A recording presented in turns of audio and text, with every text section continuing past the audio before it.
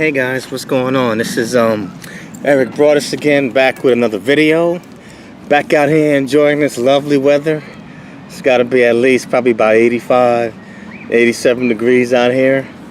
You know, it's lovely, sunny, and beautiful. But this video is not going to be too long. But today, this video, I just want to talk to you about consequences and repercussions. And I'll say it again. Today's video is consequences and repercussions.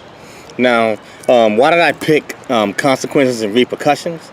You can take a look all around you and see what's going on in our society today, you know, all the way from politics just to the youth. I mean, just people just in general, the different antics that people go to pull, and a lot of it is due to because people in any society will do what they are allowed to do and whatever they can get away with. Now, myself and my sister, we were raised by a mother that was a strict disciplinarian. So we learned consequences and repercussions of our actions and behavior early on. And I really feel that some of the youth, you know what I'm saying, or people today, they either probably might have been raised differently or allowed to get away with different things. The era or group that I came from, I'm a Gen Xer. Back in my generation and going back, you didn't disrespect your elders. You didn't talk back to those that were older than you, and that includes whether it was your parents, aunts, uncles, or neighbors. You know, but these kids today, they get what's known as timeout. And what happens is that as if kids don't get certain discipline early on, then they become teenagers. Teenagers becomes adults, and they go around in life believing that they don't have to respect rules or authority. And you can definitely see it. I mean, I don't need to go any further. If you're looking at the politicians have always been corrupt, or you know, the rich, you know, so they play by their own rules. But definitely looking at what's going on in our White House, you can see all types of rules being broken. Everything from obstruction to justice to collusion. I mean, and there's no repercussions. And oddly enough, it always seems that those that are obviously on the lower end of the totem pole seem to get hit with the bigger stick, whereas those that are at the top of the food chain, they commit the most crimes, but they get penalized the least.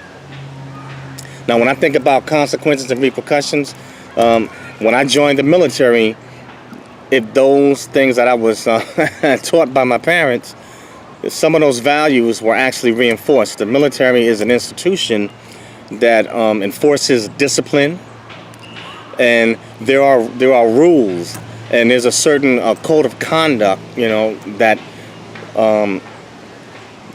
basically ensures that those that are in the armed forces conduct themselves in a certain manner. If not, there's consequences and penalties. And I first learned this in basic training. In basic training, what they did, whereas with my parents, whereas my mom did, I suffered individually for my actions. But when I joined the military, starting with basic training, what they did, the individual in your group or your unit, if they messed up, the whole group suffered. So what that did, it put pressure on that individual to conform to the rest of the group, else they were going to face internal pressure from the group, because we all had to suffer if one person did something wrong. You know, consequences and repercussions. For every action that we take, there's a reaction, and that includes if you try to take shortcuts. You know, there's no shortcuts or easy way in life if you're going to produce anything of quality or anything that's worthwhile. Sooner or later, it will come out. You can look at the school cheating scandal with actress Felicity Huffman, and there was a bunch of others that were paying for their kids, you know, exams and college admissions into Ivy League schools. Now, I'm not blaming their children, but this is something that's been going on obviously for a while. But by them paying others to test take and for the admissions of their children into these Ivy League schools with which they're not qualified for, they basically took the slots for other qualified children that were intelligent enough to cut it in these schools. They took those spots, and as a result, those children that are not privileged, that have the IQs and can pass the exams, they basically miss out on the opportunity. But again, like I said, it's consequences and repercussions. What is it that society or people feel that what can I get away with? If I cheat a little bit over here, nobody will ever know. But the bottom line is, if you're going to build a solid foundation, you can't cheat. You can't cheat to get it.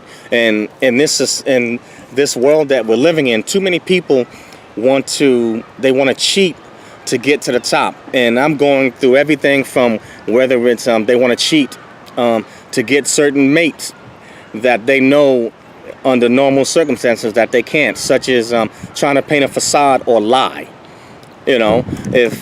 If I know that I'm a 5, okay, I'm keeping a buck here. If I know that I'm a 5, that doesn't mean necessarily in looks, but as a man, if I don't have my act together or my finances together, and I know that I'm a no good type of guy, then how dare I want to go and pick someone of quality, and then knowing that I'm no good and I'm worthless, and go mess up their life, because that's what a worthless person does. And that's for women too.